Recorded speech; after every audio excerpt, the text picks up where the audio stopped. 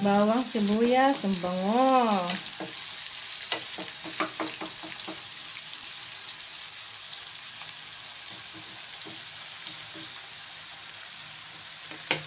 At syempre ang kamatis.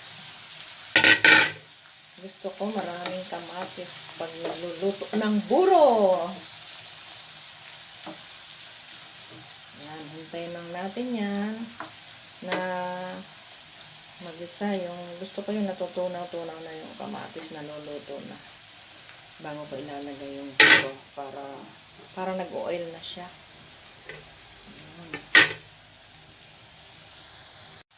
Ayan, natutunaw na yung kamatis, luto na siya. Yan, ilalagay na natin yung buro.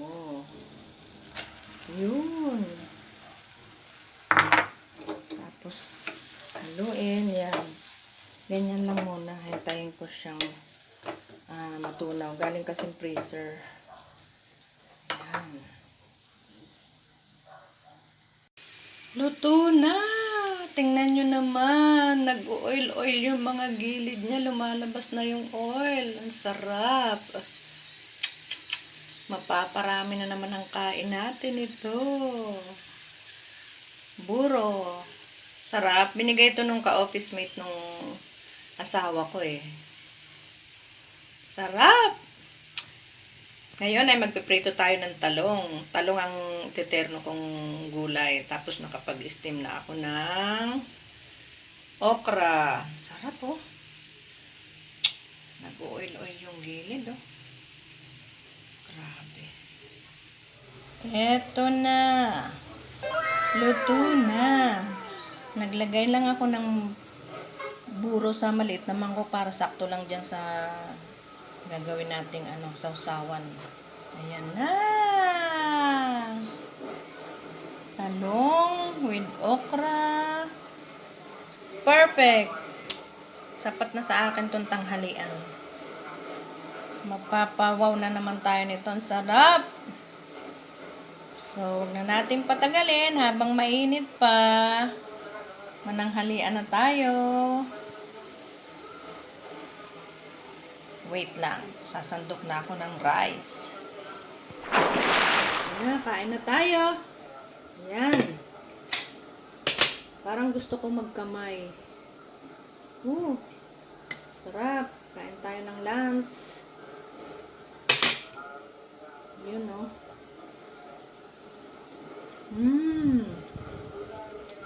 Dati hindi ako kumakain nito eh. Tapos, nung natikman ko yung binigay ng kapitbahay namin dati. Tapos hindi ko pa gusto yung amoy. Nung natikman ko, masarap pala. Magkamay na tayo. Masarap kumain na nakakamay. Tapos mula nun, ayun, pag may nagbibigay sa amin, saka lang ako nakakapagluto ulit nito, nakakatikim.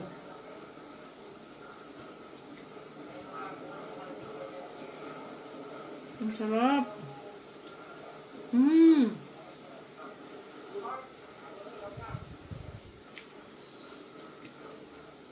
Pati yung anak kong bunso, mahilig na rin dito. Pero si panganay, ayaw niya talaga. Sa amoy pa lang natatalo na siya. Pero ito ang sarap.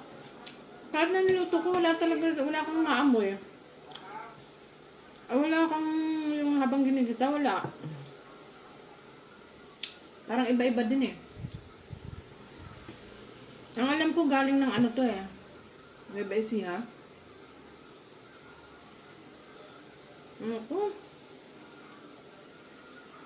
Ang sarap.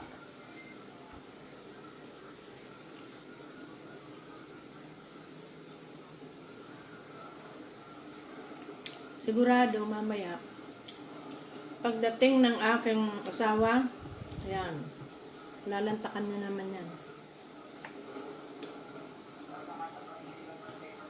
Uunahan ko na. Pero marami naman siya eh. Nagtabi na ako doon ng para hindi siya Nagagalaw. Ito, naglagay lang ng sapat na sausawan para dito sa gulay. Kain tayo. Thank you sa nagbigay. Galing ba sa'yo to, Sir Mike? Kasi ang alam ko, si Sir Mike ang nagbibigay. Si Sir Michael. Ang sarap.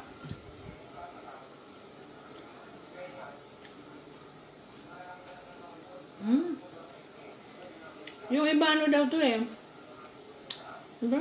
Hindi ko pa na-try yung daon ng mustasa ba yun? Hindi ko pa na-try. Lagi lang ang ano ko ganito. O kaya ampalaya. Yun. Bunga ng ampalaya. Grabe. Kaya lang diet eh. Pinagbabawalan tayo ng maraming kainin. Sarap. Thank you so much.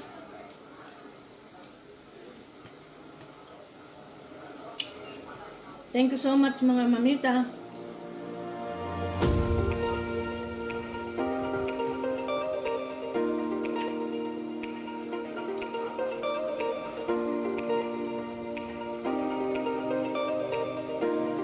Bye for now. At lalantakan ko na ng